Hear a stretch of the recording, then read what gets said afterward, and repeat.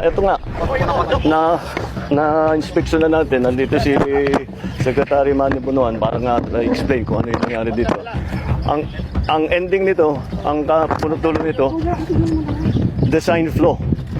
It is a design flaw. Mali yung design. Ang history kasi nito, dapat ang funding nito was supposed to be, ang project cost nito is 1.8 billion. So binawasan to under 1 billion para makamura. Ayan, inayos ngayon, ginawa ngayon yung detailed design. Design is really weak. Dahil kung tutusin ninyo, this is supposed to be a suspension bridge. Nakasabit. Ganyan yung arko na ganyan. Tapos yung bridge suportado ng kable. Ito lang ang suspension bridge na nakita ko sa buong mundo na hindi kable. At yan na mismo ang bumigay. Ayan. Diyan bumigay yung bakal. Kung kable yan, hindi dapat bumigay yan. Tapos yung pag-anchor nung support, tignan niyo, doon lang sa baba.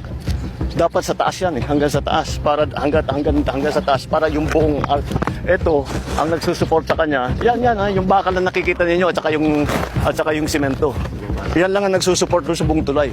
So mahina talagang design dito. Hindi natin kailangan malaking nung una pa nga ang ginagawa ito kasi naging umabot 900 million natin yung original na budget. Umabot ng 1.2 dahil nag-refit. Bakit nag-refit? Nung nagpo-construction pa lang may nakita na gumagalaw na mahina. Kaya kailangan balikan at refit. So the whole process is okay naman lang yung construction, yung contractor sinundan naman ang plano.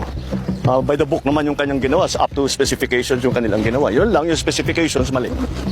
So this is a design problem. Napos, this is a 44-ton bridge. Dapat 44 tons ang acceptable load.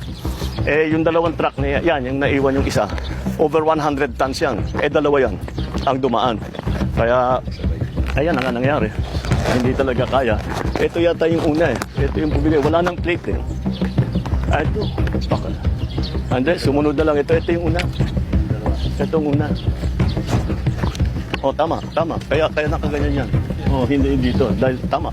Dito bumigay. Ganyan. Hinila lahat ito. So, wala. We have no choice. We have to go back.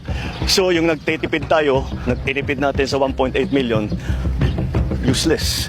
Ngayon, babalik na naman tayo. Gagastos na naman tayo ng malaki. Papalitan natin yung mga support. Parang nagtayo na naman tayo ng bagong tulay.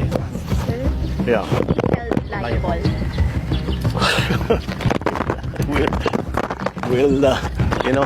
I always have a saying, fix the problem, not the blame. Ayusin muna natin yung problema. Believe me, we will find out who is responsible. Who is responsible is basically who made the design. Because their design was poor. Look what happened. And then also, those trucks should never have been on the bridge. So, sino liable doon? Province. Hindi national to national Yeah, we have to be more careful about monitoring yung mga load. Kasi ganyan ang problema. Kung 44 tons ang sinasabi, sasakyan mo ng 200 plus tons, medyo hindi nakakapagtaka na ganito ang mangyayari. Alright, okay. Thank you.